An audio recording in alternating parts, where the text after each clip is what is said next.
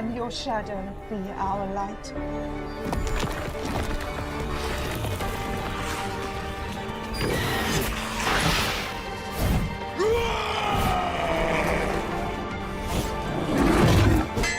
Will you fight the darkness? Please end their terror.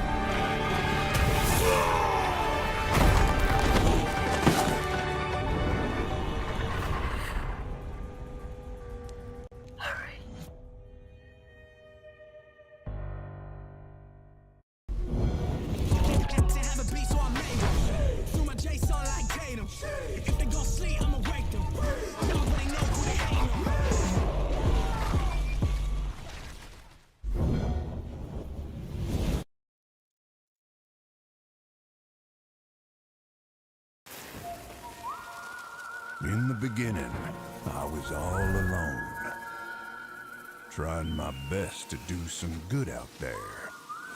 But it didn't take long to realize that, with the right friends, everything would change. Step aside!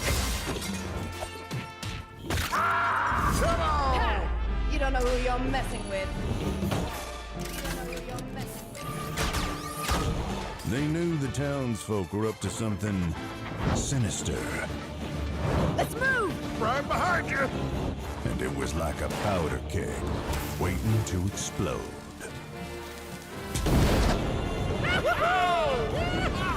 We did it! No! Oh, nuts.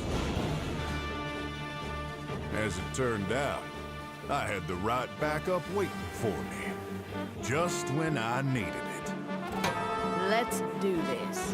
You got it, partner. I didn't intentionally pursue leadership. I'm gonna punch ya! Candle mud slider. Sleeping like a rock! Let's show these fine folks some Badlands hospitality. Well, looking for a standoff? Careful, it's against me.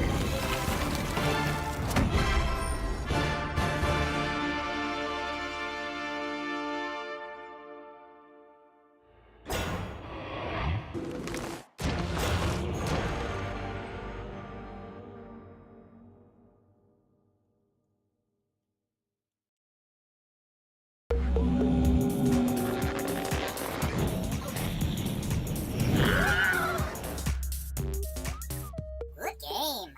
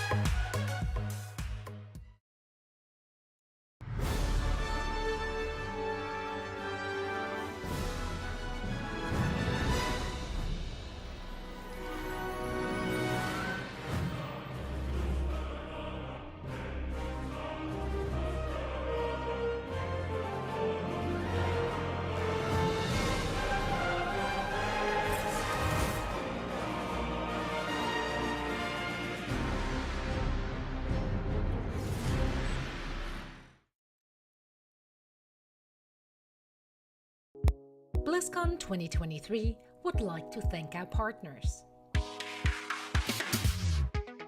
Omen, Game Life,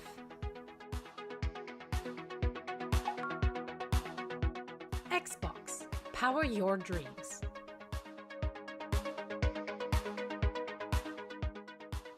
Mountain Dew Game Fuel Mystic Punch. Redeem points for gaming rewards and exclusive items in Diablo 4.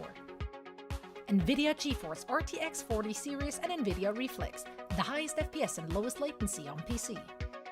Secret Lab, award-winning comfort engineered to support your every move. Experience the ultimate performance gaming seat. HyperX, we're all gamers.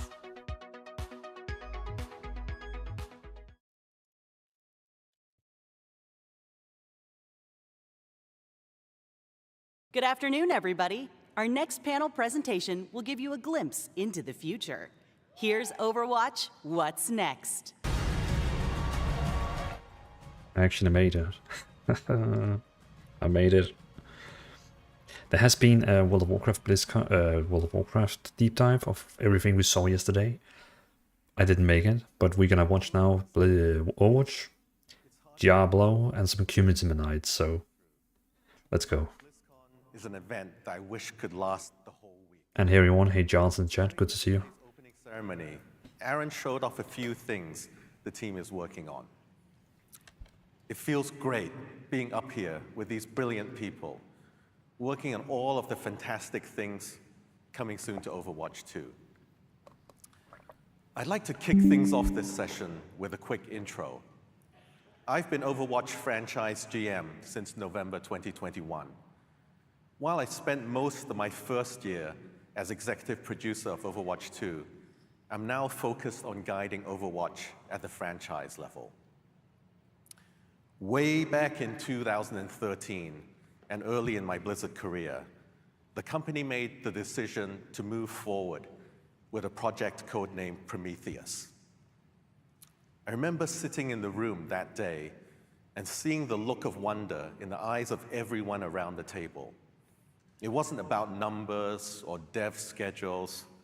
No, the magic in the room was created by imagination of the adventures to come in the Overwatch universe. I had a similar feeling again at BlizzCon in 2014. I sat in the crowd at opening ceremony, and I literally held my breath as the announcement of Overwatch approached. And as that Overwatch logo came up at the end of the first ever cinematic, the love in the hall felt as close to tangible as I've ever experienced. Since then, we've shared Overwatch as team-based PvP in the original game and now in Overwatch 2. And we also shared stories about our heroes in our cinematic pieces, comics, and short stories. But there are more stories to tell and brand new experiences, big and small, to share in the future. As GM, I'm leading the exploration to push the frontiers of Overwatch and to reach beyond. But today, we're very excited to talk about the cool things coming to Overwatch 2. We're going to show you stuff that's very much work in progress, and perhaps tell you things that would make marketing nervous. But we really want to give you as much visibility as we can into the future of the game. Before I hand it off to my teammates, I have some high-level context on where we're taking Overwatch 2 and our goals for the next year. We're focused on giving the millions of players in our game each day the very best PvP experience we can. While we'll be mixing in PvE events and modes and progressing storytelling, our main goal for Overwatch 2 is striving to make PvP gameplay more rewarding and more fun. For today, our intention is to focus primarily on how we are aiming to improve those elements of the game that we know are important to so many of you. To go through it all, we have members of our fantastic team here. I'd like to hand it off to Game Director Aaron Keller to introduce them. Thank you. Thank you, Walter. And hello, BlizzCon.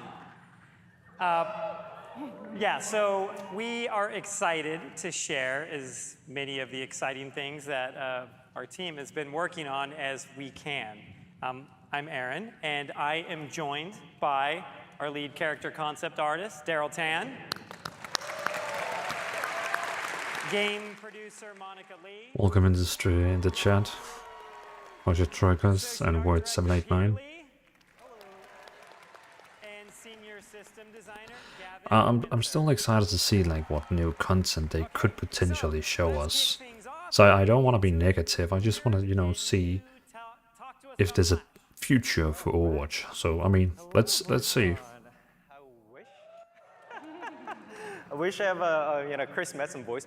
What up, BlizzCon? Focus. All right. As you can see, I am super excited to be here and share some of the content that we prepared, especially for Clash Map. So before I jump in, let me share a cool video with you guys. So can we play the video? All right. Exactly, Word 789. This map looks familiar to everyone. We gotta give them we gotta see what they have to us for today. Cool. Yeah, Hanamura is one of my favorite map. We'll talk more about that. But before I jump in, everything we are going to see today is very work in progress. And as a matter of fact, we were making a lot of changes even this week also. So please, look at this, screenshots and videos and concepts, as that, inside of your mind. That big building in the back looks pretty familiar too. I think that looks awesome, and we'll talk more about that. Yeah, so our original 2CP maps were absolutely gorgeous. However, due to challenges we had with the 2CP mode, we had to remove some of those iconic maps, from our rotation, including Hanamura. There are beautiful, lots of beautiful maps in our game, yet Hanamura in particular has a special place in our heart for many reasons. Let me share my story.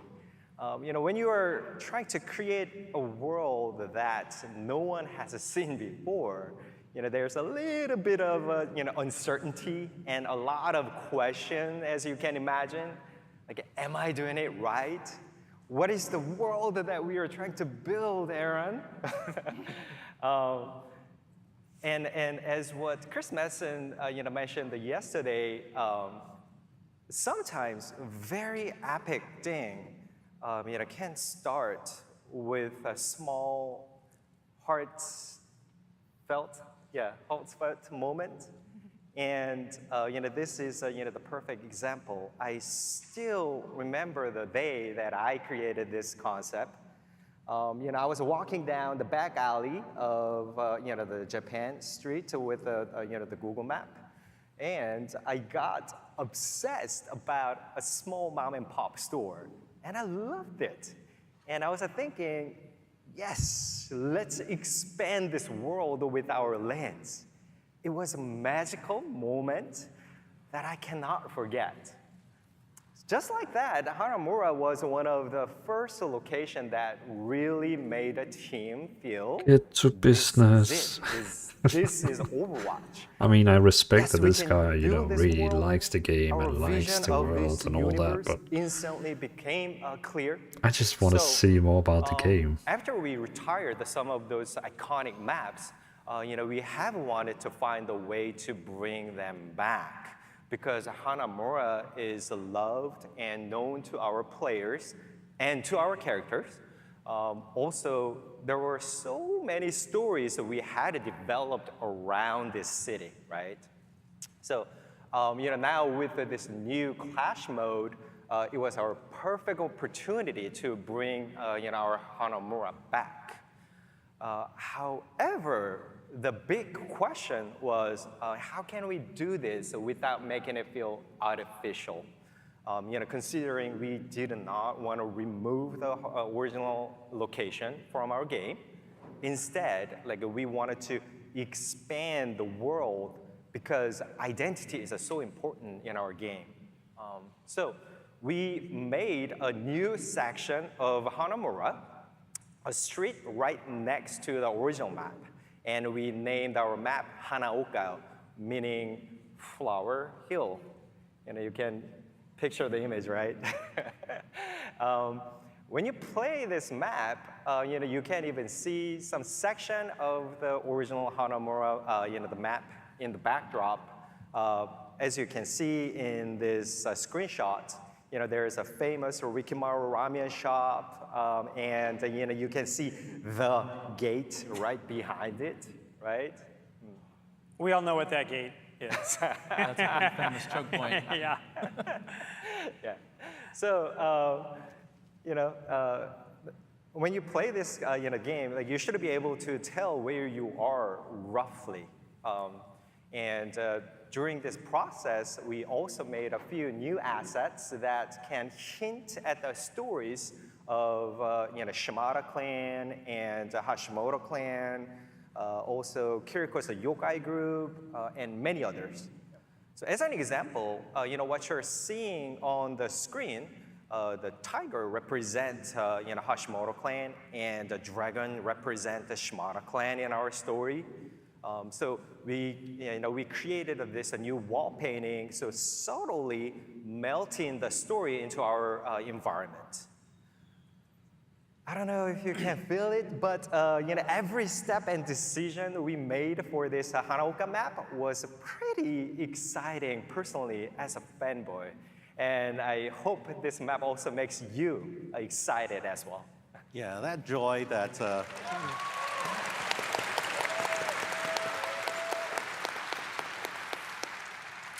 that joy that Peter and his team have put into the Hanaoka map really is infectious. And we're very excited for players that loved Hanamura to re-experience it, and for players that are new to feel that wonder for the first time. All of our maps are these beautiful works, and Hanaoka pushes that even further. Thanks, Peter. Thank you.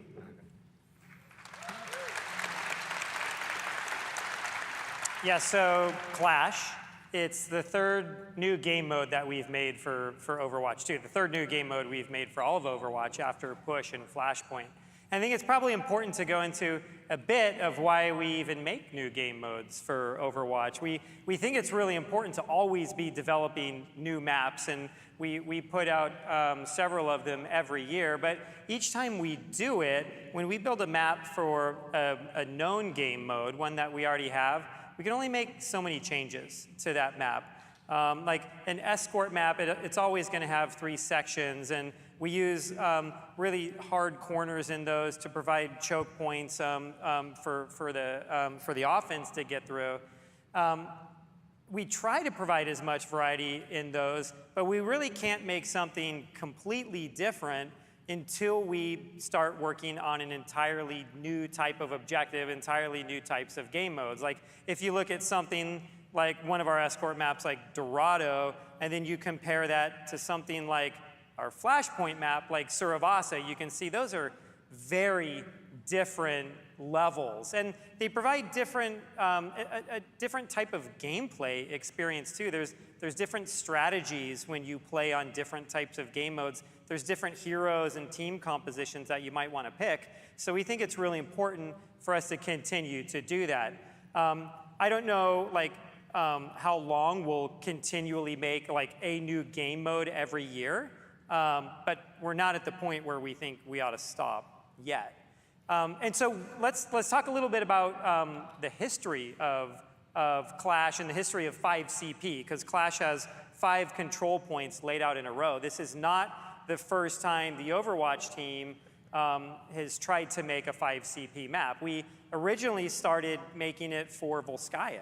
Volskaya Heavy Industries started as a 5CP map. Our early prototypes were of that. And we had like 5 control points laid out in a row. And originally we called it Iron Star. These images right here were pieces that Peter did a long time ago as we were working on Iron Star. And I think you did these when we were on Project Titan before Overwatch, right? Yeah, how old are these images, do you think? I don't exactly recall, but I like it. It looks cool. This is like maybe 2010 or something like that. And so we even had 5 CP maps on Project Titan that we were doing. And we even had a variant of it that was a 3 CP map. And when you look at 3 CP, where there's like a point in the middle and one on each side, it's almost like a symmetrical version of Assault, or what the community would call 2 CP for Overwatch. I'm assuming most of you know what it is. If you're new to Overwatch 2 and didn't play the original game, 2 CP was a game mode where there was an offense and a defense, and the offense would try to capture 2 control points in a row. And we had a lot of issues with 2 CP that we were never really able to solve. And the 2 biggest ones, they're related to each other. The offense sometimes would just get stalled out at the first choke point in an assault map. And the way those maps were designed, because there's only 2 objectives, we really favored the defense from a level design point of view. But sometimes the offense would make no progress in the map, time would run out, they would lose. It felt like the match had like no story to it, almost like nothing even happened over the course of that game.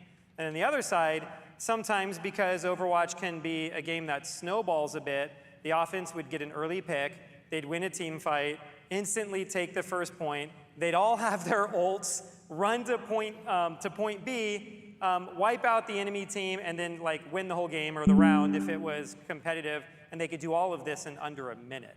30 seconds sometimes. And yeah, in 30 seconds in like the most extreme examples. And it just felt like on the defense, you had like no opportunity to respond to that. Like the answer was like, you shouldn't have one person die very early in the match, you know? And it's like, it didn't work. So we spent months and months trying to fix it. And we never were really able to come up with something that worked that didn't require us to completely rebuild some of those maps. One of the things we did try was we like greatly expanded the cap time for those control points. It was like over a minute to take them some of the time. There was some promise there. It was a lot of fun. But the way those maps are built, defending a point from the defense never really worked. The map geometry didn't really like let that happen in like a fluid way. But we kind of always kept that in the back of our mind. So when we started to develop Clash, we thought of some of those experiments because we knew the community had a love for Assault, a love for 2 CP, because when it played right, it was pretty amazing. Like, I really loved Assault. And so we started thinking of a version of it, maybe it's not a successor, but at least some of the mechanics were inspired by 2 CP, and so we started working on Clash. And so I can get into a bit of the rules and the way Clash works. That, I guess, was the preamble for the way Clash works. I was a history major. I always like go into the past before I get to the future, sorry. So there are 5 control points. And at the start of the game, each team owns the 2 control points that are closest to their side of the map. And the middle point is the neutral control point. That's the one that both teams are going to fight over. For all the people here at BlizzCon, you can think of it as BlizzCon. Point C is the Overwatch World Cup. The arena over here is point A, and the Warcraft section is point E, all the way down at the other end of the halls. The center control point is going to unlock. Or to say, all I ask, bring back 6 versus 6. That's it. I mean, I'm like okay with the 5 versus 5. It puts a bit more pressure on the tank, if you know what I mean. But I'm like okay with it. Sorry, I was like a bit not saying anything. I was trying to install the new beta. The game just doesn't work the same as it does. Like, some of the magic is gone. The magic of Overwatch is 2 teams working together for a common objective, and the heroes sort of like relying on each other to do that. I was installing the beta for the new core punk tests. D would unlock. If Team 1 were to take point D, they would then point E would unlock. And if they were to actually go all the way through and capture point E, then Team 1 would win. It doesn't happen that often. It's very defensive favor at that point. It even takes longer to capture as the offense. And so typically this match starts moving back and forth, and the offense will push a certain distance, and then they won't take the next point, the defense will take it, and then the defense starts moving. So it almost feels a little bit like 2CP, but you're moving back and forth across the map. Each of these points, when you take one, your team will score a point. So we do have a maximum score in there. Sometimes 5CP can devolve into these hour-long matches where nobody's able to push all the way through. That's our early out in this phase where you get to a certain score. We're still tuning that right now, but you'll hit a certain score, and then your team will also win right there. Aaron, would you say it's our sweatiest game mode yet? Some people on the team say that this is like the sweatiest version of Overwatch because you do move back and forth a lot. You have a lot of moments where there's a lot less chokes in a map like this. We don't have the same sort of chokes that 2CP did. So there's a lot of free movement back and forth, and there's a lot of cool strategies you can have. You know you're going to take a point sometimes, and you start pushing your team forward to start just getting a positional advantage on the next one. It can be really fun. Yeah, something I really like about this process that we were developing this game, like not like we wait a long time before we finalize anything, and like we were just like quickly building it and blocking it out and put it in the game and test it and get the feedback and fix it and re-put it in the game.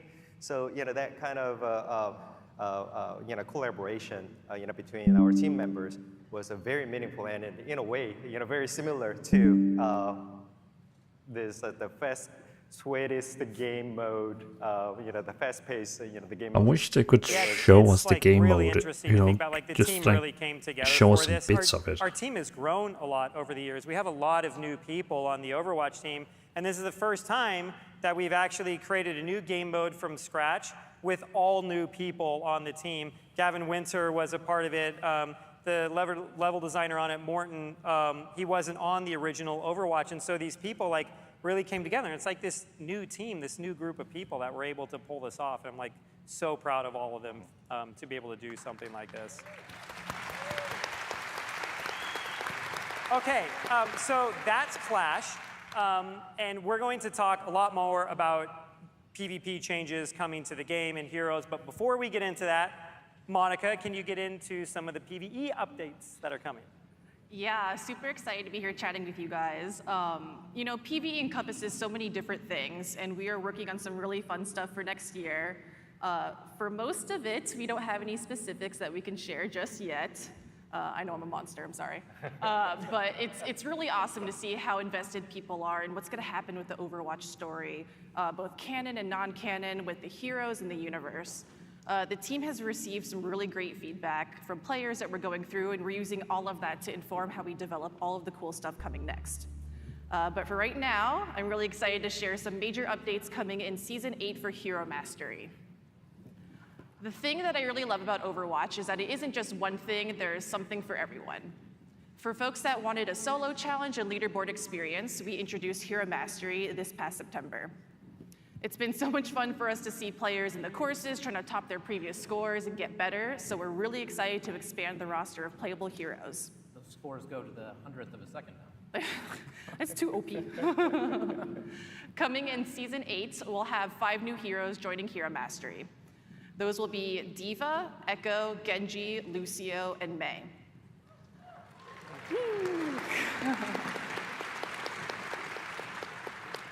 Plus, we're also excited to have leaderboard resets go live with this update, and we'll also be introducing replay bookmarks, so you can rewatch parts of your gameplay and look for areas to improve your score. I really enjoyed Hero Mastery. Personally, as being a support main, I don't support mains.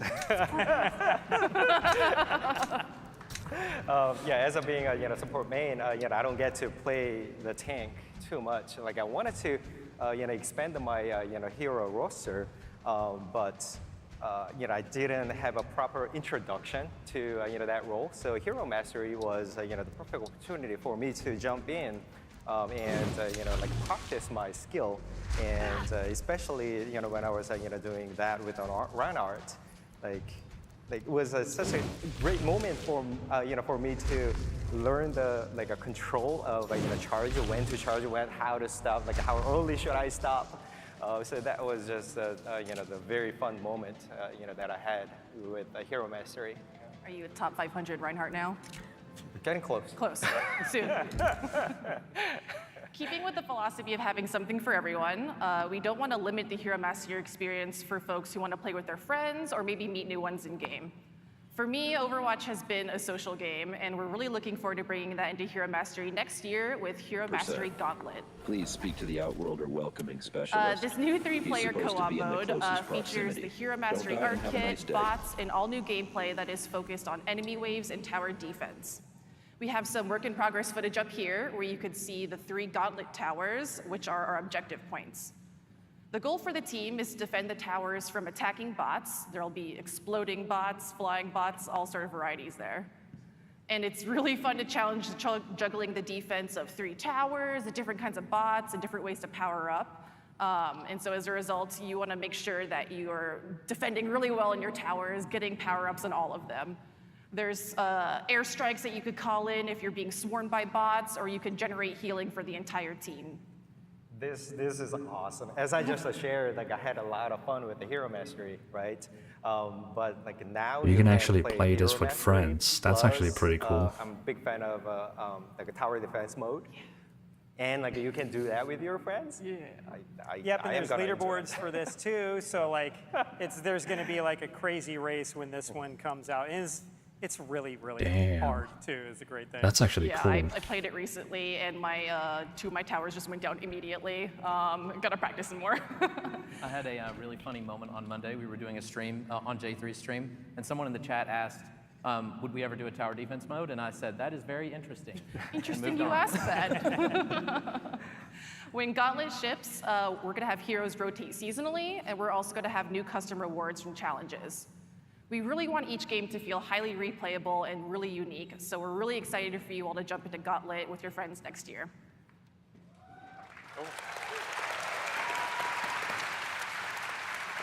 It's going to be super, super fun. Okay, so we've heard just a little bit of feedback on our competitive system since we did a rework last year, and we've listened to all of it. It's important for us to hear what you all have to say. So we've been hard at work on a pretty big overhaul to it, and Gavin is here to talk us through it. Thanks, Aaron. First, I want to tell you about our approach to improving competitive play. So as most of you know, we have some big problems to solve. We're not transparent about how we construct our matches, how your rank is determined, or how our rewards function. Most of you have all the golden weapons you'd ever want, so giving you competitive points doesn't feel great. And since we launched Overwatch 2, we've had issues with the way players are distributed at our highest and lowest ranks. But thankfully, though, these problems make our goals pretty straightforward. We need to put more feedback in the game about every aspect of competitive that we can. We need new rewards and improved clarity around how to get them. And we need to address the pain points. Things like how bad it feels to be on a loss streak. Yeah, so, yeah. We've heard that a lot. We've definitely heard that a lot. Yeah. It doesn't feel good to have 14 losses. No. So in Season 9, we're introducing a variety of changes to competitive play. First, we're removing the requirement to get 5 wins or 15 losses to get a competitive update.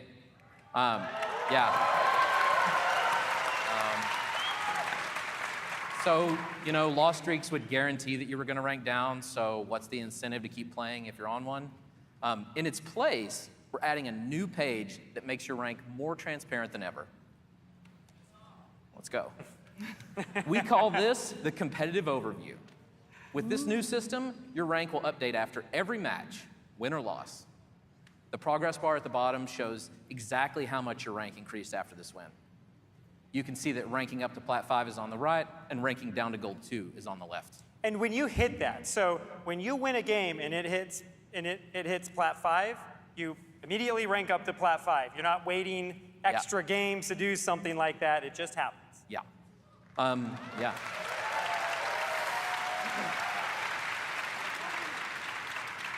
So we call those green arrows below that progress bar rank modifiers. They show why your rank changed the way it did. So, since we want to be as precise as possible. So these are explained in detail by the information button on this page, but an example here is streak. This one means you ranked up even more because you're on a win streak. We'll talk about that smaller progress bar in the top right in a moment, but as you can see at the bottom, we've also added a link that takes you straight to the final scoreboard. Yeah, and there's also a rank progress. It might be hard to read, it's a little bit small on the screen, but it's right above that bar right there.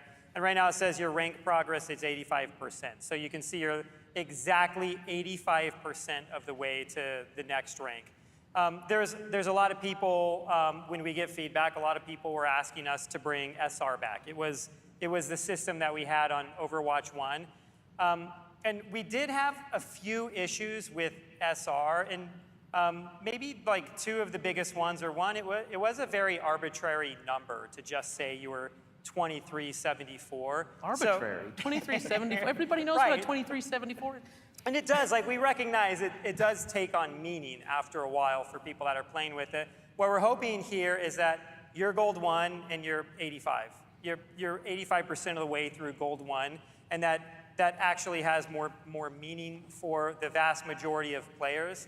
And also at the same time, the difference between a gold 3 and a gold 4 sometimes is just, it's like less than 4 wins away from each other. And so that wasn't necessarily conveyed very well through the SR system. We really like having these divisions in there, and we really want people to know precisely where they are in that division. And so that's the reason we went this way. Obviously, we listen to feedback, you know, like the system can evolve over time, but this is where it's at right now. Yeah, thanks. Yeah.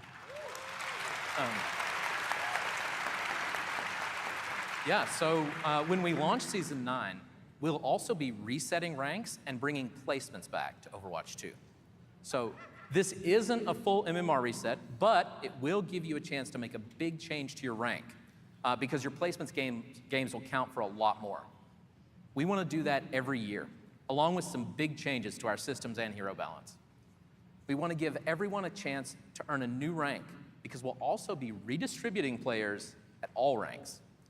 Those of you in Bronze 5, Silver 5, and Silver 4 know how hard it can be to rank up in our current system, and we can fix that with the redistribution.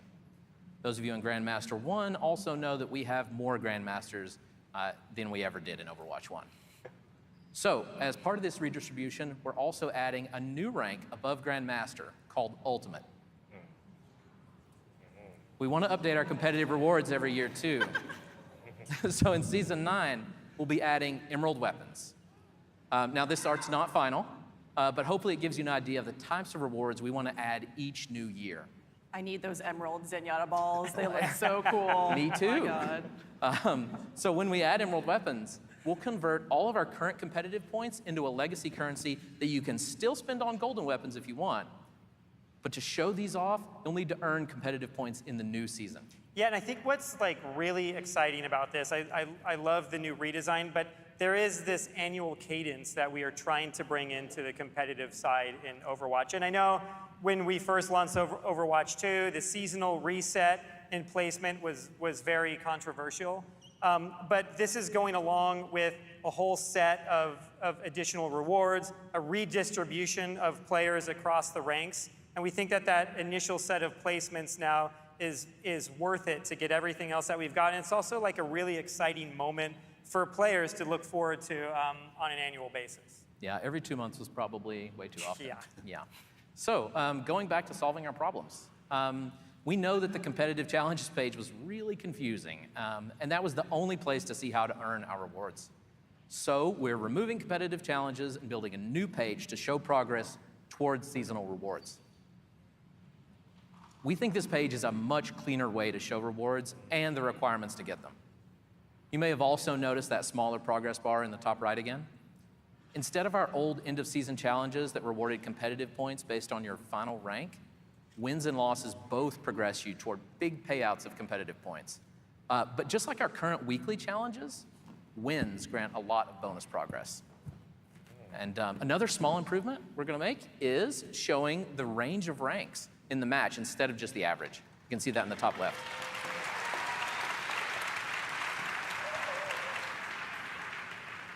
We're also planning a lot of bigger changes after Season 9, like with grouping and competitive, for example. We want players to be able to play with their friends, so we'll be removing most of our current grouping restrictions. To do that, though, we have to rethink how we make competitive matches. So if you're a diamond player and you want to group with your bronze friend, we'll allow that, but we'll classify your group as a wide group. You'll only play against other wide groups.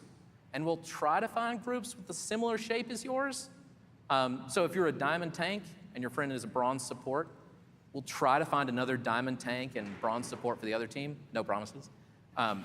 As you probably guessed, the existence of wide groups also means we'll have narrow groups. And this is great as a solo player because you'll only ever play with narrow groups or other solos. So we expect to see some big improvements to match quality for solo players. Nice. That's actually really cool. I'm kind of excited because I used to play Overwatch with my kids, but they're teenagers and they just started getting better than me. And my oldest ended up becoming masters, and we couldn't even group together anymore. So now with this new system, he'll have to find another excuse to not play with me. Yeah, literal skill issue.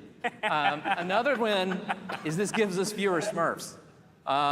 Since the only way to avoid our current grouping restrictions right now to play with your friends is to create new accounts. So you won't need to do that anymore. Cool. Okay, so that's the update on the competitive system. And you can't play comp without heroes. And I know we teased a few heroes in opening ceremony yesterday.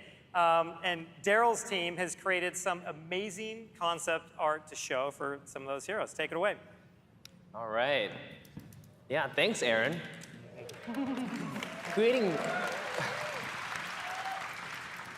Creating such a visually unique and beautiful game like Overwatch 2 takes a lot of time and iteration.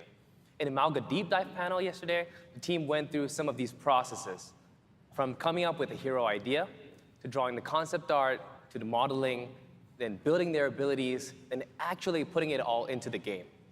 We have a bunch of hero ideas and concepts always brewing. And during the opening ceremony, Aaron teased 2 of these heroes, so let's get into them. Next year, we'll be releasing 3 new heroes: a tank, a support, and a damage hero. Internally, we are already testing all 3 of these heroes in their various states. And more. We're testing more heroes. And more. And more. Always more. Even though they're already undergoing testing, we aren't ready to show all 3 of them just yet. The hero coming in Season 14 is far enough that we're going to keep that work to ourselves for now. I have to stress that a lot can still change this far out, including abilities and even their in-game models. But here is what we can show you. In Season 12, the next support hero will be released, currently known on the development team by the codename Space Ranger. She will be our first hero for the Mars colony. She's so cute. I love her so much.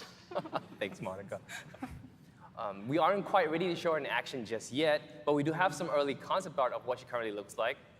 Yeah. I won't dive into her kit either, but she's a highly mobile support hero who has quite a bit of vertical mobility.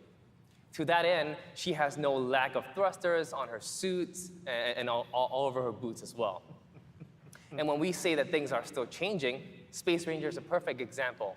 Her gun has already changed from what we're showing here. Not only that, but as production moves along, we will inevitably run into other elements on her design we'll have to iterate on. When we fully reveal her for Season 12, we can talk about all the changes we made to her from the early drawings that you guys see over here to the final model and the final concepts. So, Space Ranger likes battling her foes from air and space. How about a hero now that battles from under the ground? In Season 10, you'll get to play as our newest damage hero, Venture. They are our second and a half Canadian hero. People often forget that Farah is half Canadian, myself included. I'm half Canadian too.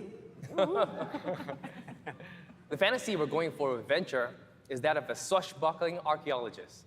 They have an unquenchable thirst for past treasures and hidden secrets, and will go any which way to get to them. And for Venture, that way is often down. Venture uses their powerful drill to dig through the map to attack the opposing team. Because this drill was so complex in its moving pieces, right, and has a lot of cylindrical geometry, Cajun Wang, our senior concept artist who worked on Venture, decided to employ 3D modeling early in the ideation phases, even for the weapon.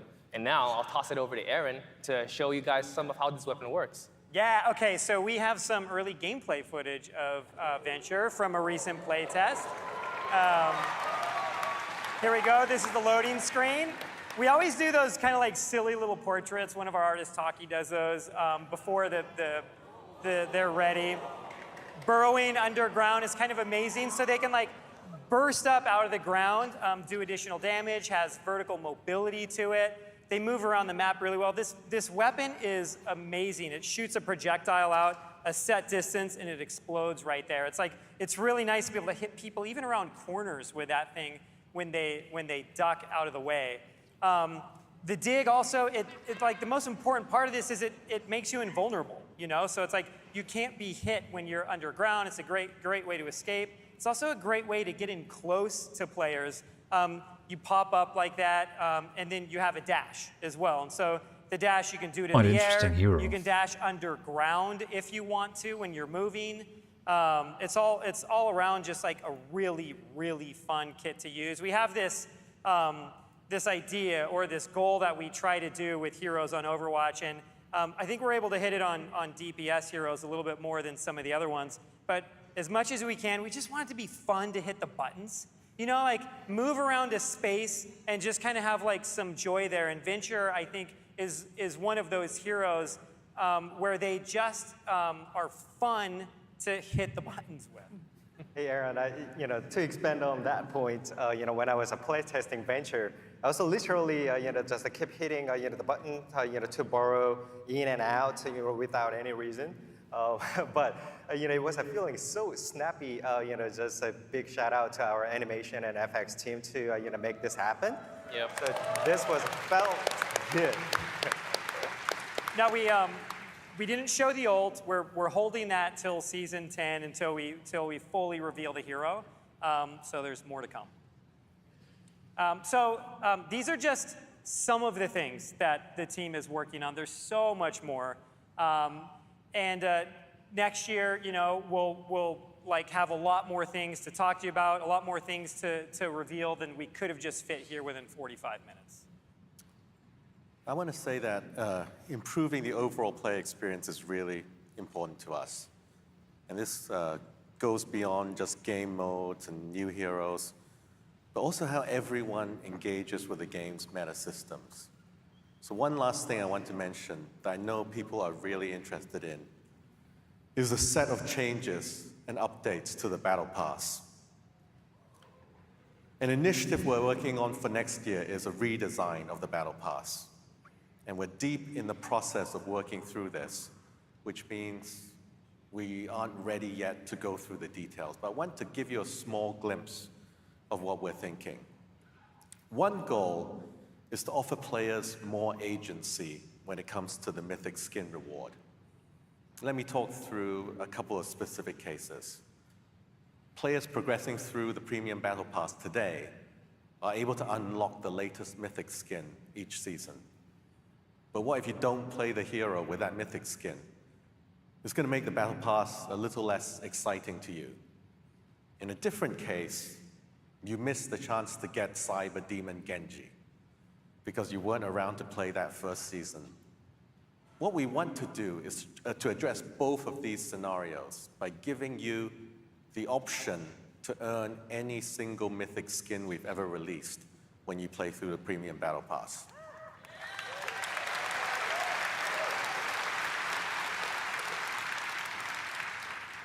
But beyond this, we're aiming to make play in Overwatch 2 more rewarding with a total set of changes to the Battle Pass. We'll have more to share on that next year. Some of what we presented may change between now and release, but we wanted to be as open as possible on what we're developing, planning, or even thinking about. And this doesn't even touch on the longer-term franchise plan. But that's really a discussion for another day. Finally, I want to say that everyone here represents hundreds of employees on our team who care so much about this game and this work, and we can't wait to release it all. Thank you, BlizzCon.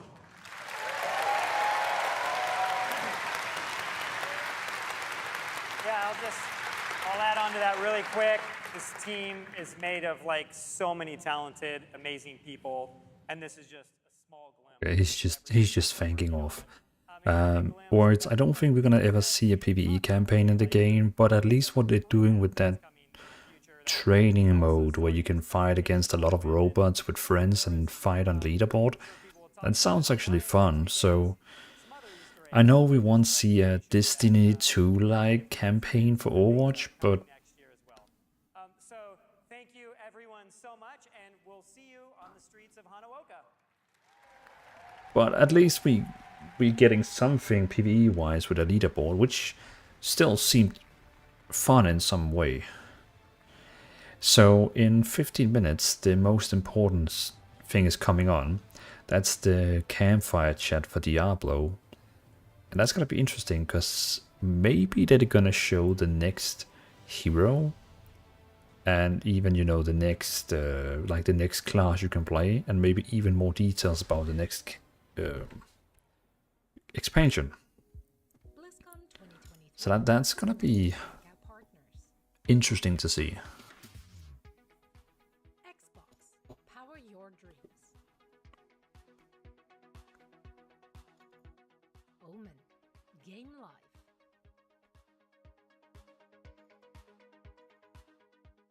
HTC Vive Mars, virtual production made simple. Intel, push your gameplay beyond performance with 13th gen Intel Core processors. Check out MSI's wide array of monitors, from novel quantum dot technology to 4K OLED panels. They've got you covered. Then we're just waiting. And the beneficiary of 14 minutes. is direct relief.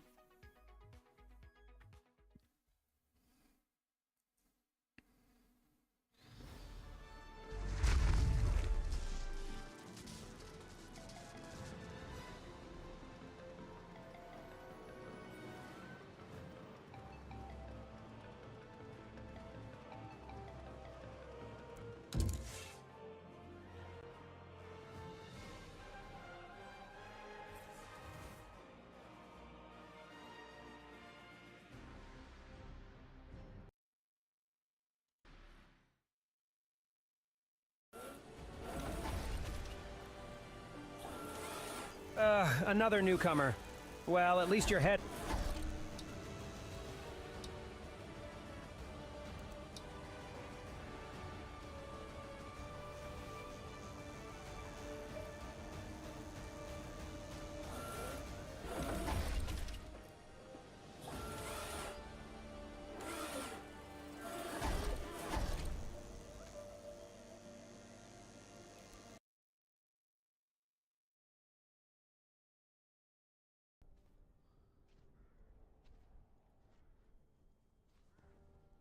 Whatever you can do,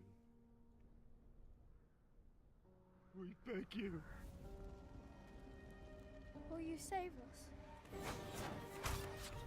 Will you save us? Will you make him suffer?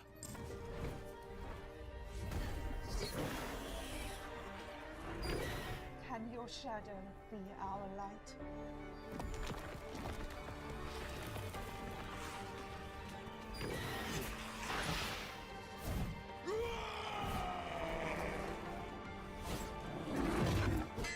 Will you fight the darkness?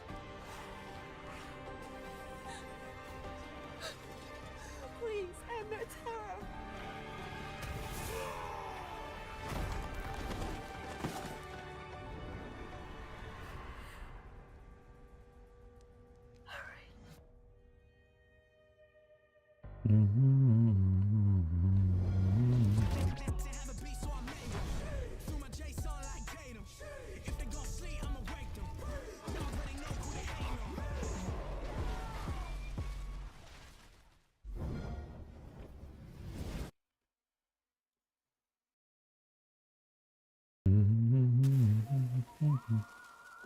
Word is saying it's a shame because Overwatch has so much story and lore. Yeah, they really did, you know, some nice story and lore about the game, and then we're kind of not able to like. Everything would change. Step aside. Not really able to go much into it. You don't know who you're messing with. They knew the townsfolk were up to something sinister. Let's move! Right behind you! And it was like a powder keg, waiting to explode.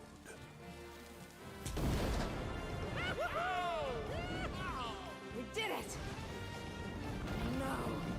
Oh, nuts. As it turned out, I had the right backup waiting for me. Just when I needed it. Let's do this. You got it, partner.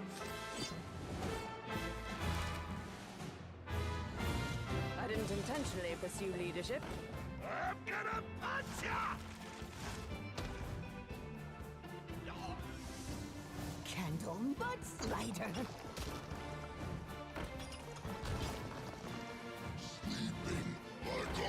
Let's show these fine folks some Badlands hospitality. Well, looking for a standoff? Careful, it's against me.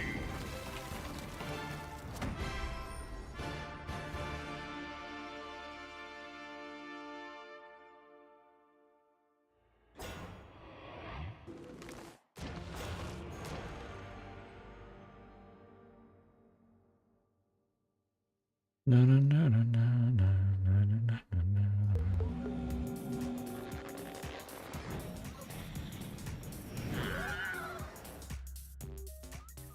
Good game.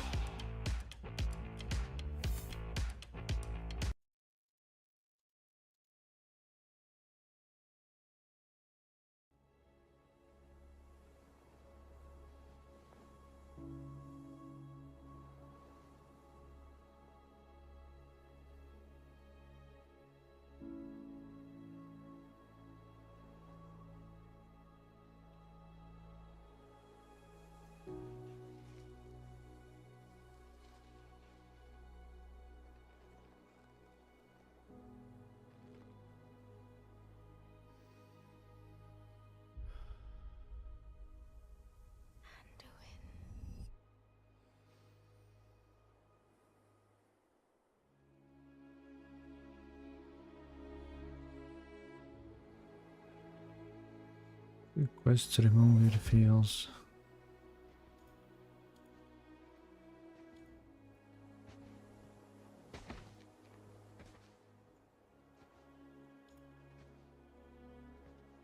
Shop weed seeds. You're Okay. here to tell me we don't get to hide. Is that it? You needed time. We stayed away. But time by itself heals nothing.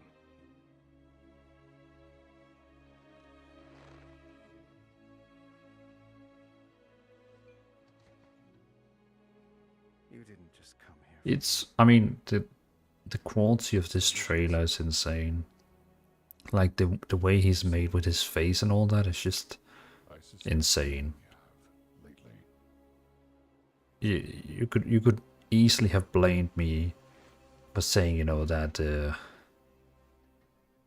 there was a real person and it wasn't, you know, real. I would have believed you.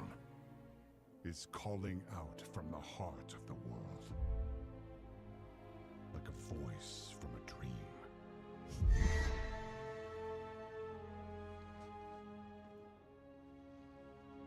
Something dark is coming, Anduin.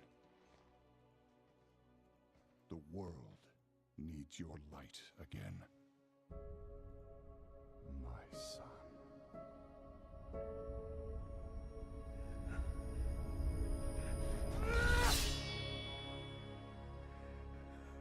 I'm not that person anymore. I have no light. Not after what I've seen. Not after what I've done.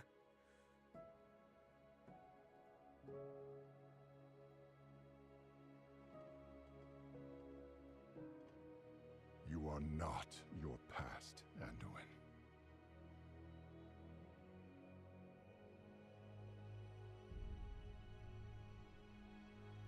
I trust you.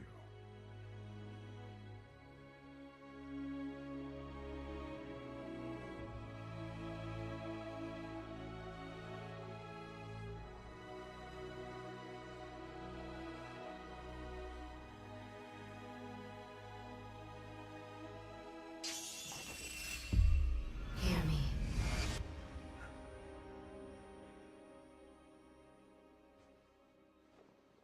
They're getting worse.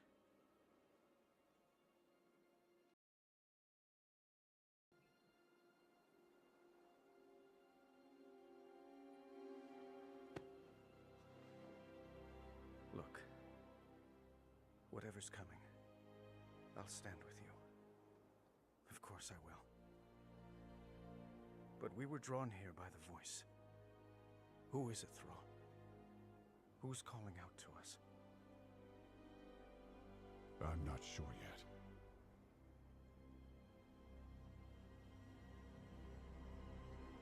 But that sword was aimed at someone.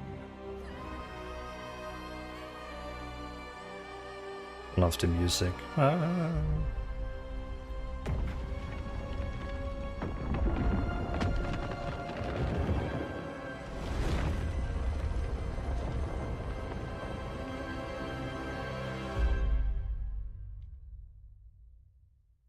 It is a cool trailer, you have to admit that.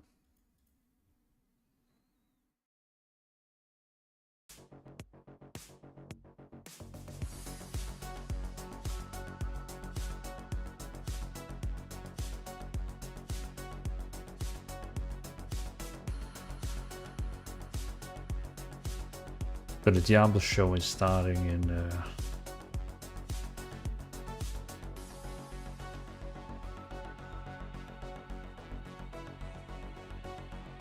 oh, nice.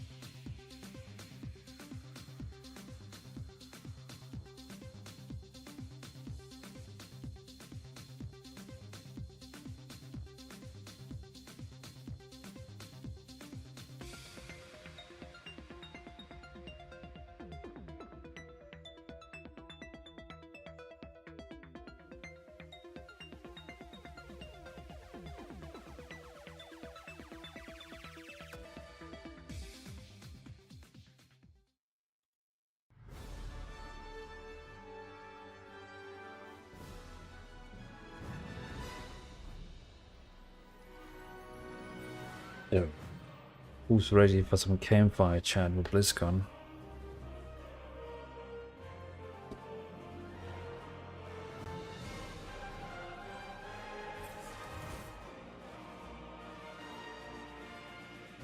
It's gonna be interesting, interesting.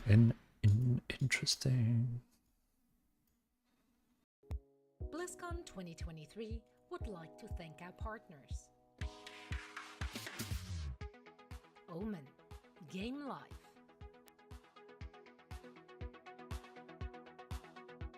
Xbox, Power Your Dreams,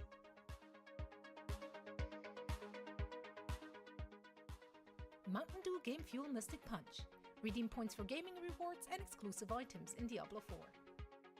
NVIDIA GeForce RTX 40 series and NVIDIA Reflex, the highest FPS and lowest latency on PC. Secret Lab, award-winning comfort engineered to support your every move. Experience the ultimate performance gaming seat. HyperX, we're all gamers.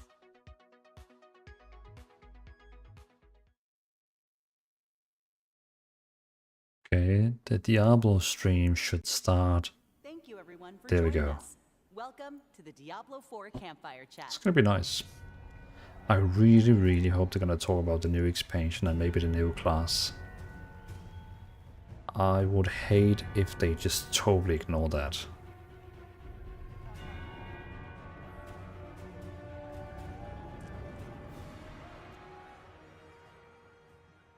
Welcome to BlizzCon 2023. Wow, this is crazy. This is awesome, seeing so many people. Very, very different than our streaming studio back in the office for sure. But thank you all for joining us on a very special version of Diablo's Campfire Chat. We kicked off this program as a live stream, as you all know, and it's an amazing feeling to see us actually do this here in front of a live audience now at BlizzCon. We have some news to share with you, and before we get into it, I do want to welcome and learn more about our wonderful panelists here for today's Campfire Chat. So let's go right into it. Brent. Hi, everybody. This is your first. This is Brent's first time up here. Can you tell us a little bit about yourself? Wardrobe. I know. Look, it's for a very good reason. Okay. Don't worry. Green Break a for- little for- color tradition up here. Green for Diablo. Yeah. Right. Yeah, so my name is Brent Gibson. I'm an associate game director on Diablo 4. I was a part of the Vicarious Visions team that came together with Team 3 a couple years ago to make Diablo 4. And I'm really excited to be up here today to talk a little bit about the expansion coming up. Yes, the expansion. Nice. Love you too. Now, I know we have multiple teams, Brent, Yes. that are working on Diablo 4. So, and you yourself are going to be talking specifically about the expansion here today. So yeah, it's great to hear that, you know, we have multiple groups working on the game for Diablo 4. But we're all one big team, which is the exciting part. Yeah, very, very big team. And of course, you know, based off of community feedback and everything that we've heard, those groups are going to be working on seasons and upcoming items, and then of course the expansion that we have here. Next up, though, we actually have Tiffany, who's going to be talking here. Actually, do we have? No, we do. Oh, hey, I'm Tiffany. Yeah, Tiffany. I was not pausing for applause. I'm just awkward. But this is my 14th BlizzCon. It's my 9th as an employee. I first attended as a part of the community in 2005, so it's really special to be up here. I've worked on the Diablo franchise for 12 years now, starting on Diablo 3 12 years ago, and then moving on to Diablo 4 for the past years. Brent and I actually unknowingly worked on the same game back in 2009, Marvel Ultimate Alliance 2. Yeah, that game was awesome. It's a big throwback. So it's been such a thrill to work with him and a bunch of the others from the Albany office, again, on Diablo 4 for the past few years. Awesome. Thank you so much, Tiffany. We have Kaylee Calder here. Kaylee is actually a familiar face in the Diablo side. You may have seen her in some of the videos. For our seasons and everything. Kaylee? Yeah, hi everybody, I'm Kaylee Calder, and I am one of the lead game producers on Diablo 4. Like Tiffany and a lot of our team, I have been working on Diablo for the last 10 years across both Diablo 3 and Diablo 4. This is my first time on stage at BlizzCon, so while I am so honored, thank you. I'm so excited to be here with all of you. I'm a little nervous, but it's so good to see everyone in person. And I'm really excited to talk to you all today about some changes coming to Season 2, some additions, and other future developments. Awesome. Thank you so much, Kaylee. And of course, we have Mr. Joe Shelley here, a very familiar face on all our Diablo 4 Campfire chats. Joe, welcome again. Thank you, Adam, and thank all of you. I really want to thank all of you for being here and submitting questions. We're going to take questions at the end. And really, for all the feedback that you've given us throughout the launch of the game and Season 1, it's incredible to have a Campfire chat, but with this huge array of other attendees at our Campfire. So it's incredible. Exactly. Thank you so much, Joe. And of course, I am Adam Fletcher. I'm the Director of Community for Diablo. Thank you. So weird with an audience. And I will be today's host and moderator. I want to thank you all again for taking the time to join us on this very special Diablo 4 Campfire chat. And I do also want to give a huge call out to this amazing plush campfire that we did bring in for this. I joked it's got very soft lighting. Ha ha ha. There we go. First pun of the day. We're already good. We're doing well. But to kick off activities, I know the dev team, they do actually have some news to follow up regarding yesterday's announcements. So let me actually pass it off to the team. So, Brent? Yeah, we're really excited to show the sneak peek for the next chapter of Hatred. We've been on pins and needles to share some of the information from the expansion for a very long time. And it's going to be taking us to a brand new place. And it's really cool because it's actually in contrast to that dark Gothic setting that we're used to seeing in the main game. We're going to go to some place that has a bit of a different flavor. So for those of you who are new to the franchise, it's going to be new, it's going to be fresh. But for some of you who have been with us all along, we're going to go take a trip down memory lane and actually go to a place that's a little nostalgic. So with that being said, let's take a look.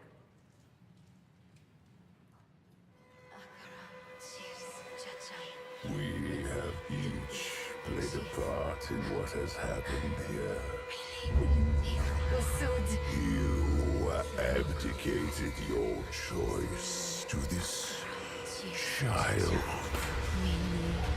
And with every step she takes, I grow stronger.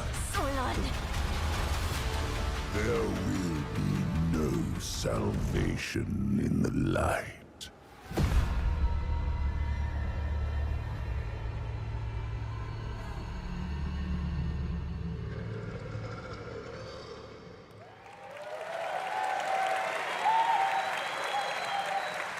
There we have it. It's so cool to see on the big stage, you know, Diablo 4, Vessel of Hatred coming in late 2024. Yeah. I mean, Brent, what does an expansion mean for Diablo 4? Well, first off, I want to talk a little bit about breaking the color convention.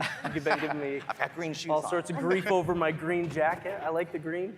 Yeah, so for us, expansions are important because it's a great opportunity to take one big cohesive step forward. You know, when it comes to continuing our dark story, exploring the new region we're going to talk about today, or even new ways to play with new monsters and a new class, we want to make sure that all of these things go together in a really nice way. And I've been joking for a little bit about how this is kind of like making a really good burger, right?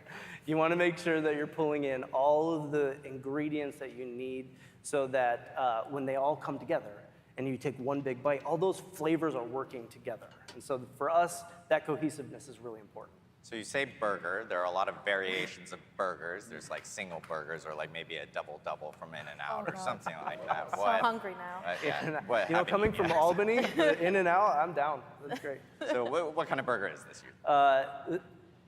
That's a good question. You know, I guess I look at it as kind of like a bacon barbecue burger with all the classic ingredients, but with like jalapenos, right? Like throw something in that's a little bit spicy, a little bit different. And so a little bit green. And a little bit green, that's a good point. Yeah. I didn't even think about that. So yeah, we want to make sure that we have all the nice traditional ingredients that speak directly to the core of our audience, but we're also offering things that are new. Awesome. Well, I know with Vessel of Hatred, a new expansion, There's going to be some story and lore kind of attached to it. And let's kind of talk a little bit more about story. What do you think, Tiffany? Yeah, so when we last left off in the main campaign, Nerel was traveling south with the stone with Mephisto. He got himself trapped in there again, as you know he tends to do. She's been following the footsteps of a prophet of light, looking for a way to deal with this stone and the prime evil that's trapped within. And she's a really fascinating character because she's a child, but she's been through a ton of trauma, so spoilers if you haven't played the main campaign of Diablo. But here she is directly challenging the influence of a prime evil, something the Haradrim have always famously failed at. So for players that might be jumping into Diablo 4 for the first time with the Vessel of Hatred, they'll have the choice to either play through the main campaign or jump directly into the new chapter. There will be a recap in the game, so you'll have full context to all the events of Sanctuary that played out in the main campaign. So don't worry, you won't miss out on anything if you want to just see what's happening with Nerel and explore those jungles. All right, I love this picture. He's real creepy. It looks like he's coming out of a mud bath of sorts. So this is Mephisto. Now, he is my favorite prime evil. I think he's just a badass. If you don't know who he is the Lord of Hatred, and he is the father of Lilith. So I believe that makes him... Yeah, granddaddy of Mephisto. Granddaddy of Sanctuary. Grandfisto? Something like that, yeah. Sounds grouchy, too. Yep. So Mephisto did not intend to be trapped in the stone. Like I said, they're very bad at that. It tends to happen. So he's, as you heard in the trailer, every step of the way that Nerel is taking with him, he is pushing against her, constantly trying to unravel every single moment that they have together. It's in this next chapter in Vessel of Hatred, we're going to find out what is his fate with this stone and what's going to happen with Nerel. Yeah, so with Vessel of Hatred, you know, we even saw it a little bit in the teaser. It seems like we're actually going to be, it's going to be taking us to a new place. I know you guys have actually mentioned Nahantu. Can you tell us a little bit more about Nahantu, Brett? Yeah, so we're going to a whole new region called Nahantu. Now, for those of you guys who know the history of Sanctuary, you know that heading south actually means going to Torjan. When we started off with the expansion, we decided as a team to really think about how we're referencing cultures moving forward. And for those of you who may not know, the Torjan people are a real people. And they're an amazing culture. They have beautiful traditions. You should totally look it up. But for us as creatives, we want to make sure that we're always in a position where we're being inspired by, as opposed to lifting from. And so because of that, we decided to review some of our names and make some changes. So how are we kind of doing this in game? We've actually decided to fold it in creatively. So for those of the people who are outside of the region, you know, maybe you were from the Dry Steppes, you know this place as Torjan. But the people who are there know it as Nahantu. And so you're going to see that folded into the story in some really creative ways to give that name some power. Awesome. I know we have a lot of cool art to actually show. Like here, right here, we're seeing kind of what looks to be like a river gate. Yes, so everything starts here at the river gate. We look at Nahantu as a place that's been closed off from Sanctuary. It's been closed off from all the things that have been going on with Lilith over the last several moments of our story. And so you can imagine this monolithic statue where the doors have been closed for the last several decades, and now they're open. And we're going to see what happens with Nerel as she passes through these gates. If you look at this next image, we like to look at the jungle as this place that is a wild and dangerous place. We also love the idea that it's a living, breathing character of its own. It has its own personality. It expresses itself in different ways throughout the game. And so this concept is a really good example of where things from the outside may have come in, but the jungle's going to reclaim it, right? So you're going to see these branches pulling back some of the architecture that you would see through the region. But for the things that have been there all along, it's going to live symbiotically with, and so you can watch the river flow through the structures of the area as well. You know what? This is actually one of my favorite concept pieces that we've made for the expansion so far, because even though it's kind of it's an environmental scene. It really just shows the depth and scale of the jungle, which is not really like a place we've ever gone to before within Diablo 4 so far. And it really inspired the team as well when they saw it, just that feeling of like scale and age, I guess, is a good way to describe it. The idea that these roots are so old that they stretch across the chasms in the area. You can see there's a very small character in the middle of that branch. Very hard to see. It creates a sense of scale that allows us to do a lot with the environment, right? So it's not just trees in the area. These trees are actually fixtures or structures of the place as well. You know, we've seen a lot of environments, and I know there's a lot of also architecture here in the haunt too. So can you show us a little bit more about that as well? Yeah, so this is a great image that starts to show how we wanted to integrate a lot of the natural features of the world in with the architecture. And so you can see how the river is flowing with and around this piece right here. All of this starts from a place called Kurast. So for those of you who've been with us for a while, Kurast is an iconic place that sits in the heart of the jungle. And it's not just a town, it's not just the capital, it's a sprawling city. So you can imagine a lot of these structural elements popping up all over the place, spreading across the entire jungle. And this is just one piece that shows the potential of that. If you take a look at this next one, I love this. This is one of my favorite concepts of the entire package. This is a perfect example on how we're folding in that living, breathing jungle into the architecture. I got to give a huge shout out to the team. The level of detail that we put into this is absolutely incredible. They pay attention to our environments just as much as one of our characters. So all the detail that we put into Lilith or Inarius is the same amount of detail as you would see in a piece like this. So big shout out to the team for what they can do. Yeah. So I know you shared a little bit about like Kurast, and you know it's a very recognizable place, like or in the Diablo history. Like, can you get into a little bit more detail for us of like some of these maybe recognizable places that we'll kind of come across? Yeah, I love to talk about these next few concepts here. So I was a big player of Diablo 2 myself, so you may recognize some of these places. We keep talking about bringing you back somewhere nostalgic. So we're going to start with the dock towns. So you can visit the original Kurast docks from D2 in Act 3. And through time, it's changed. It's been 72 years since the events of Diablo 2 in the world of Sanctuary. It has been 72 years in real life. So I'm excited to jump in there and see what the denizens have been up to, see if there's anybody that's still around from the past 72 years.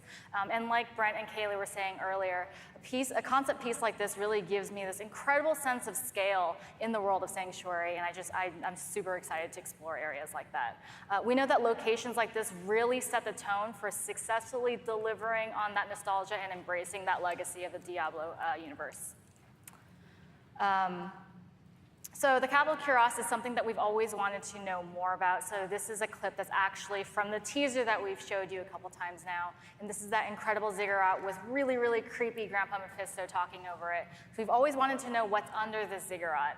What's amazing about this is that for the dev team, this is one of the earliest sources of inspiration when we started working on the expansion. And so seeing it make all the way from original concept into the actual teaser that we showed this weekend is really exciting. So we've got one more really, really cool place to show you. So this is the temple city of Travancore, and it's where the Haradrim originally they're doing a deep imprisoned dive on Mephisto Diablo in his soul 4. stone. So this is all about Diablo 4's next expansion, Vessel of Hatred. So they're talking about the new expansion. I hope I don't get slowed by... And welcome to the stream, by the way. But it's going to be really cool to dive under Travancore and sort of revisit that area. It's such a memorable area from B3.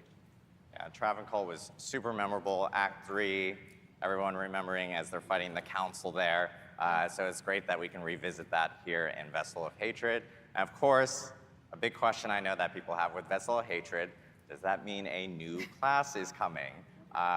Brent, Do you have any more info that you can share? Please tell us. Sure, Please tell us about the new Reddit class. asking questions about the new class. It's the #1 question we've been getting all week.